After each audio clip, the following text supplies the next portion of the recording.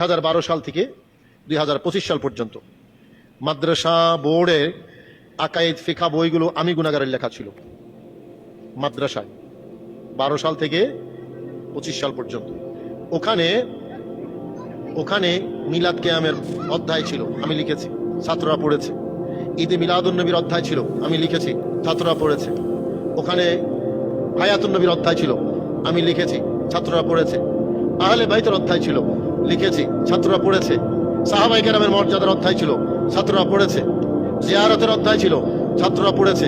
Medina শরীফের রওজা শরীফের অধ্যায় ছিল, ছাত্ররা পড়েছে।